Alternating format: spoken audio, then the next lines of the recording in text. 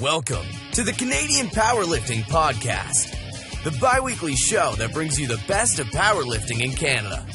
Our three co-hosts include Ryan Stinn, holder of the heaviest equipped squat and total in Canada, as well as owner of Unparalleled Training Center and co-owner of Inner Strength Products.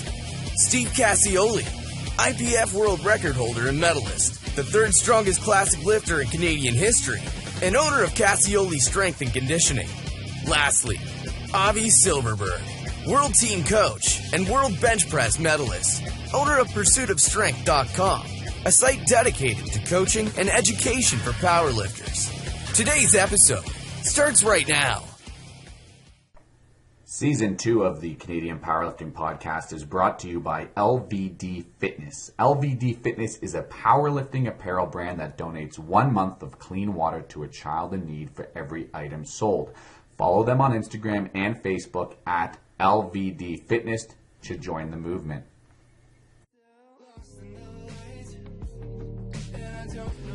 Hello and welcome to the Canadian Powerlifting Podcast. Now, this week is an off week. We don't normally release podcasts on a weekly basis. We would normally release them every other week. But as we were recording with our next guest, there was a little bit of an intruder in that recording. An intruder being Joanna Rieber, who was sitting in and just listening to our recording session. And we thought, you know what? Here is an athlete who has now made the national team twice. She competed last year in Finland.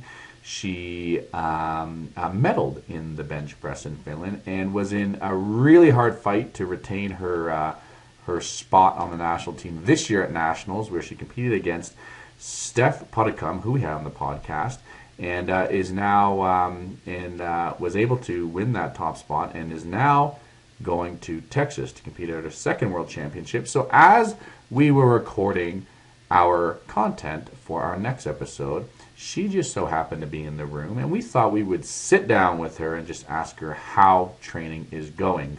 So what you're going to have this week is some additional content, and you're going to hear Joanna talk about some of her training leading up to Worlds. And not only that, Joanna is one of my athletes, and I have some pretty good insight into her training and how she's prepping for the World Championships. Now, I do want to remind everybody that we had Brittany Bergen on the podcast last week. Fantastic episode. If you haven't listened to it, she talks a little bit about her approach to her mental approach to competition. She talked a little bit about how scientific she is when it comes to her training program, how she likes to track everything, record everything, and then analyze it.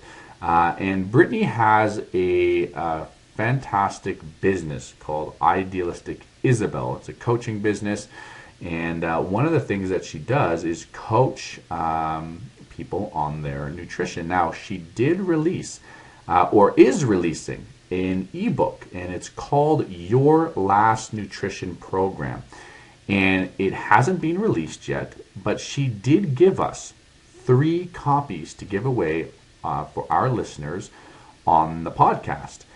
She sent me this week at the first 14 pages of her ebook so I could take a look at it.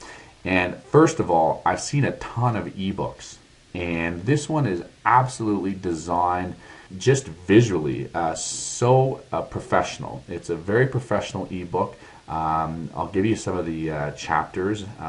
It's talking a little bit about her background with nutrition, but it's talking about how to set goals, how to eat a variety of whole foods for maximizing health, how to meal prep, how to, what are macros and how to meet your macros and how to hit your target weight, how your nutrition affects your sleep, different things from eating the right vegetables and getting enough fiber, and if there are some of you who are into fat loss, there's some of that information there as well.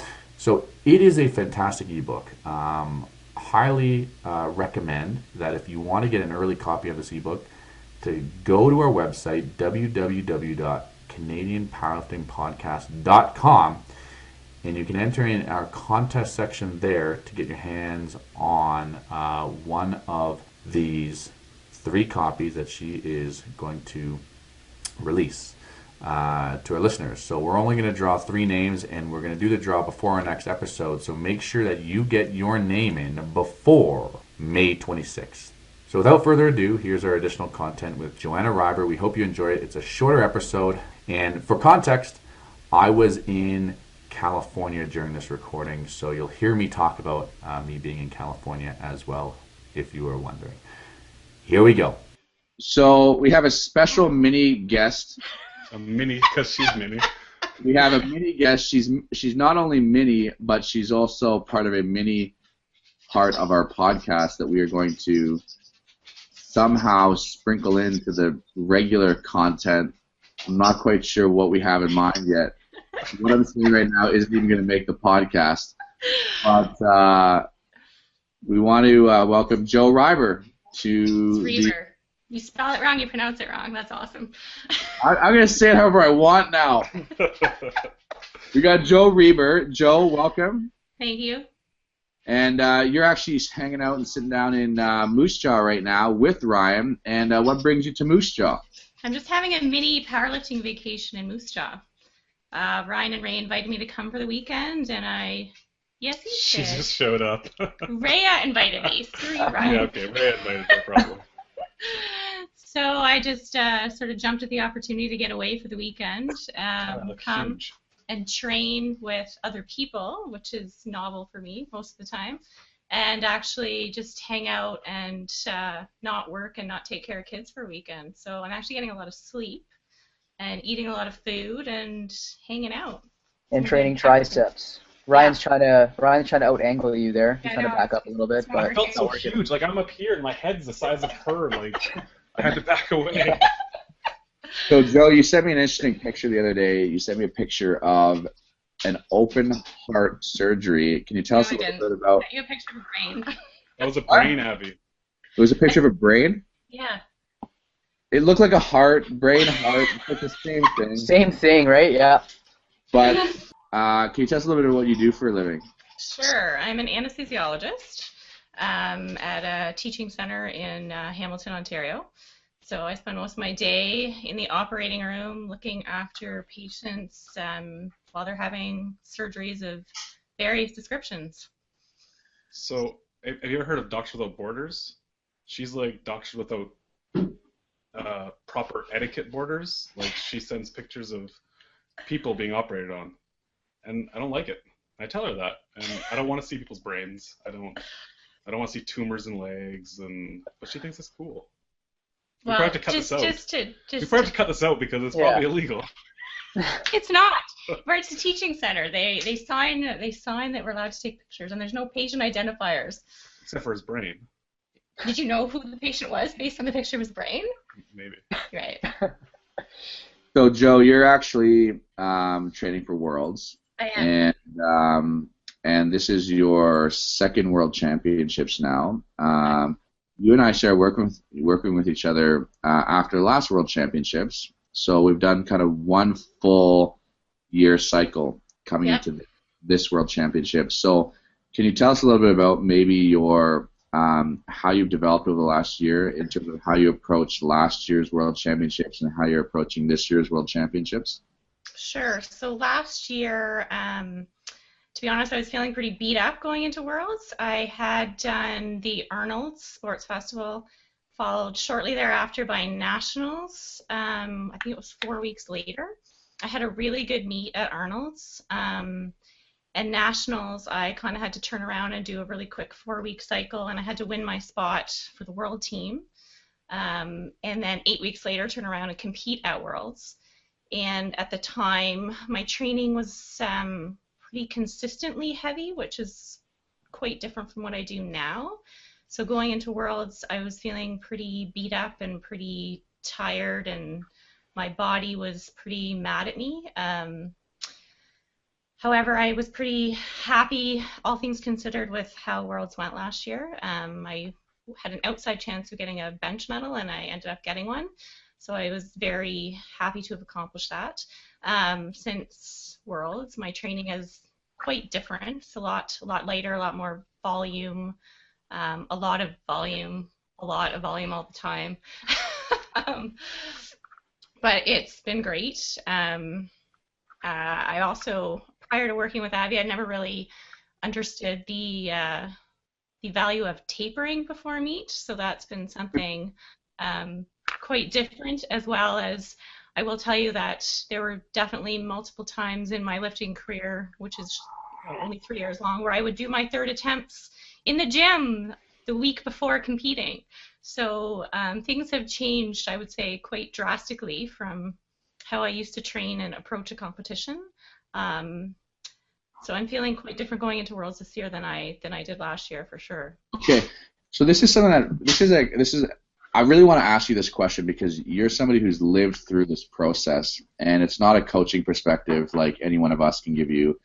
It's purely from the athlete's perspective, and something that you've gone through over the last year, which is you're not doing your max attempts in training leading up to the competition. So I think one of the arguments for doing that is that, well, you say to yourself, how do I know what I'm going to be able to do in competition if I don't do some sort of test or evaluation leading up to the meet? So I'm assuming that is one of the reasons why you would do something like that. But over the last year, you've done Commonwealths, you've done another national cycle, and we didn't test our maxes prior to those events. No. But you had a really good understanding of your body, and you had a really good understanding of what you're capable of doing in competition, even though you haven't tested those lifts in a training context. So how have you come to learn your body so well? Like, how have you come to kind of switch that mentality a bit and continue to have even more confidence going into a meet without testing? Yeah, it's definitely been a mental change. I think Commonwealth would be the first meet that I actually had PRs on the platform that I did not do at some point in the gym before. And I think it's just a matter of really, I mean, it's a cliche phrase, but really trusting the process. I think for me too, I think for newer lifters, it is definitely a confidence thing. Like, how could I possibly try something on the platform that I'm not confident I can 100% do? And I think it's experience and confidence and platform experience as well. I think for me, because I train alone most of the time, I have to know my body well. I have to know what I can do in the gym safely, and I often rely on myself. I don't have other people around me all the time telling me, oh, that looked really good, that didn't look good, what's different today, what feels different today. So really, I think I've had to get to know my body a lot better, and just having gone through one big meet where I actually did have PRs on the platform, and really trusting that I had the capability to do something on the platform that I hadn't done in the gym, and being ready to do that and feeling ready to do that. I mean, I wouldn't even consider going back now. But it is a real change in mentality, and you really have to trust your coach and trust the programming. And just, I think, watching other elite lifters, talking to people like Ray and Ryan, who thought I was crazy on multiple occasions for doing my third attempts in the gym. There are a lot of conversations there. But really, once you make the shift in thinking, I would never consider going back now. And in fact, when I see people online doing maxes in the gym week after week, I can't even believe that I ever trained that way. So it's this confidence thing that you're talking about, but also, like, we do evaluative things in training in order for us to understand and learn what our bodies are capable of, but it's not necessarily building up and doing a test single.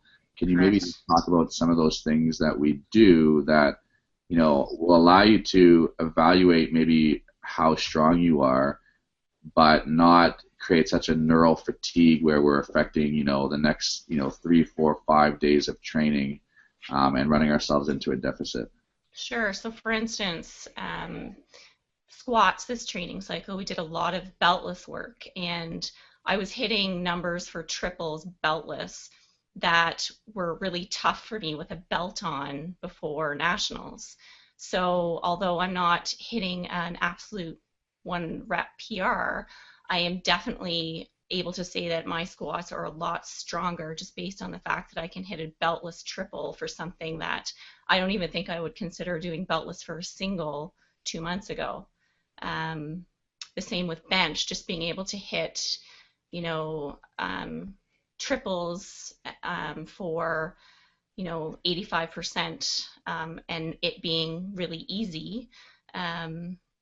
You're definitely able to gauge a gain in strength based on your ability to hit rep PRs without absolutely maxing out. And then not only that, I think you are talking about like actually the speed of the bar too, like just like how you feel under the bar in terms of like, oh well, I have this huge context of all the lifts I've ever done, and when I've done when I've done 3 reps at this percentage before, and I'm doing it now a month later, it's like, well, it feels quicker on my back. Yeah, I'm able to do an extra 2 sets, an extra 3 sets or something. Yeah, absolutely. Just the ease at which the bar moves and your mental state going into it. Well, this number isn't a big deal to me anymore, so I'm not stressed about doing this number for a triple. It's like a regular working weight now, as opposed to something that would have created anxiety because of how heavy the weight was before. You guys I was gonna go back on the the beltless work. So do you find that when you go back to a belt that you like forget how to use it? Like I know I don't like for myself, I don't program like too much beltless work even for like my athletes. Like it's definitely important just to be able to like engage the core and everything, like more confidence when you put a belt on. But just from like Abby's perspective, like what do you think about beltless work? And then Joanna, do you find it when you put a belt on, you get like a lot more carryover from that, or? From my perspective, I think the beltless work made a huge difference for squats for me. Squats have always been my weaker lift. I have some anatomical issues. I have a pretty bad back and a bad hip, and I think the mechanics of my squat have always been a bit of a struggle for me. I think feeling confident with beltless, relatively heavy beltless work with really good speed has really allowed me to really hone in on the technique of my squats. And putting a belt back on is a bit strange. The first couple times I forgot how to use it, and I forgot how to breathe into it, and everything felt a little bit awkward, but I definitely think the beltless work made my squats stronger. Mm-hmm. Yeah, I mean, you and I have worked a lot on beltless work, and it's mostly just learning how to get tight. I think that one of the things that a belt does when you rely on your belt so much in training is that you compensate for how tight you compensate for your tightness on the way down. Yeah. So you don't have to necessarily get your body as tight eccentrically when you're wearing a belt. But what doing a lot of beltless training does is it's not necessarily it's assistive in the sense that like you're having to create the tightness without that modality, and for you and for athletes who have the issue of getting crushed in the hole or getting a position in the hole, doing more beltless work is going to really help. It's really going to transfer to your competition squat. So you have to look at like, okay, like don't just do beltless training for the sake of doing beltless training. You have to really look at what methods are going to work for that athlete. I know we had Kelly Brandt on the podcast, and he talks about how he does like full, like, months and months and months of beltless training before he puts a belt on. And, he probably has his reasons of why he does that, right? But so going back to Steve, it's like, for yourself, it's like, well, that might not be the best bang for your buck in terms of exercise variation. You might get away with, something else that is going to bring your squat up. But I really feel like now that Joe and I are back in our belt, moving into this last training cycle of the Worlds, I think we're going to be able to realize some of those technical adaptations that we've made from doing all that beltless stuff. Can you give us a little rundown on your regimen? So what do you do throughout the week? When do you squat, bench, deadlift? How frequent? Are you slowly bringing things down now, like volume-wise, that we're leading up to Worlds? Are you keeping it up higher? Well, Joe and I just had a conversation about this on the phone the other day, so she's well equipped to answer this question. Perfect. Well, our training organization has been relatively the same since well before Commonwealths in terms of like our frequency, like and when we squat, when we bench and deadlift throughout the week, it's been relatively the same. But anyways, I'll let Joe maybe answer this question. So I train 4 days a week. Day one is usually heavyish competition squats, followed by some lighter deadlift variation and assistance work. Day 2 is comp bench and some kind of bench variation. Day 3 is usually a deadlift focus with some kind of squat variation and some kind of bench variation. And day 4 is some kind of squat and some kind of bench again. So we were going pretty, ramping things up from a volume and intensity standpoint on the last block. And I think I just hit a bit of a fatigue wall, we'll call it that, last week. And we decided to take a bit of a moderate week this week before ramping things up again going into Worlds, and I think it was a really good idea just to give my body a break and give me a chance to catch up on sleep and nutrition and just feel really good going into Worlds instead of just continuing to beat myself up. I always have this like rule, and it's the rule of 3. So you never have like 3 amazing workouts in a row, and you never have 3 shitty workouts in a row. So if you have more than 3 good workouts in a row, like you're probably on track for a shitty workout. If you have 3 shitty workouts in a row, the next one probably should be a good workout, or else something's wrong. So Joe and I actually had like 3 like PR weeks of training, just like amazing weeks of training, like weights were flying and everything like that. And then we're not going to have 4 weeks of that. That 4th week was a little bit of a crappier week, but we're taking an easy week right now before we ramp things back up for our last 4 weeks leading up to Worlds. Now, Joe, are you still an open lifter? So technically, I could compete as a master lifter this year. Thank you, Steve, for pointing out how old I am. So this would have been my first year to lift as a master one lifter. However, I chose to stay as an open lifter. I feel like as long as I can still be competitive in the open category, I'd like to stay there as long as I can. And if I look at the world scene, there are quite a few women in my weight class who are technically M1 lifters who still compete open, so I feel like I'm still competing against my peers, at least for now. So it was an interesting decision that I had to make before nationals, and it made making the world team a bit more difficult and stressful, but I am really happy with the decision, and I'm really excited to go represent Canada on the open team this year. I don't have anything else to say. So Joe, you and Abby were both supposed to be in South Africa this week. This is competing true. At Bench Worlds. Yeah. But neither of you are in South Africa. Both of you have decided to take a different trip. Obviously, Abby in LA and Joe to Moose Jaw. Speak to your decision on why not to compete at Bench Worlds this year. Well, bench is definitely my favorite lift. It's my best lift. So the first Classic Bench Worlds sounded exciting, and I probably would have had a good chance of winning or medaling. However, when I looked at timing and travel and cost, it just seemed like a really long way to go for 3 minutes of benching. And I feel like it probably wouldn't have been best for training for Texas, which I think is the priority.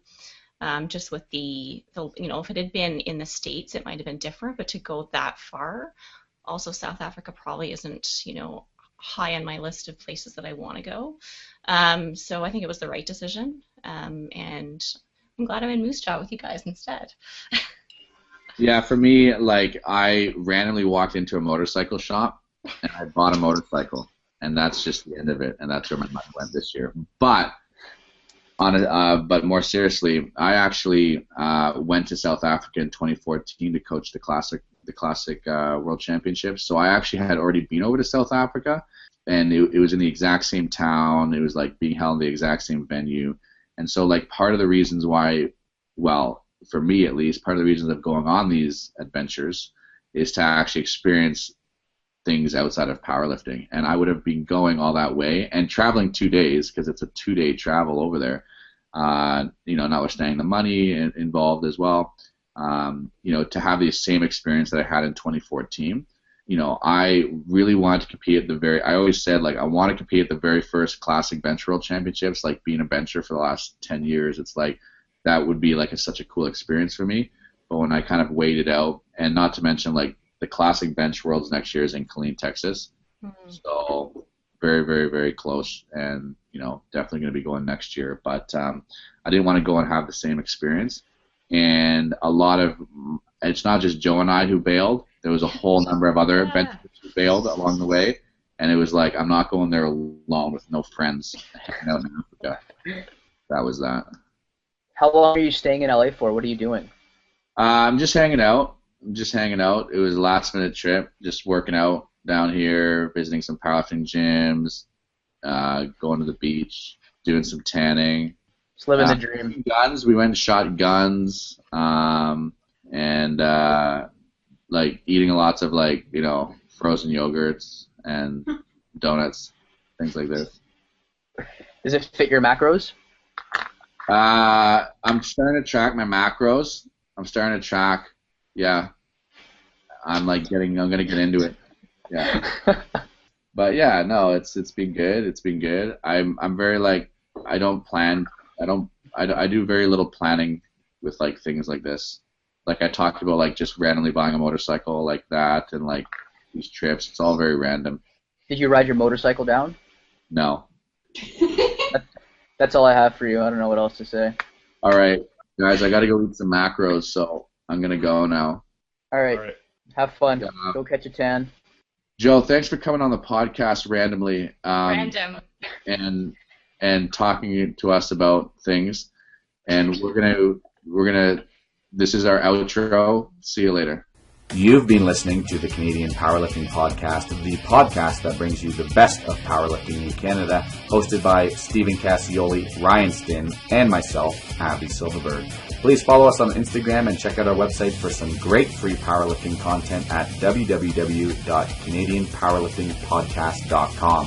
If you like what you heard today, please rate our podcast on iTunes and don't forget to listen to every other Thursday for a brand new episode. This episode was brought to you by LVD Fitness, where LVD stands for Lift, Visualize, and Dominate. Visit lvdfitness.com to pick up your CPU-approved swag and follow them at LVD Fitness to find out which events they're coming to near you and to catch a sneak peek of their spring collection.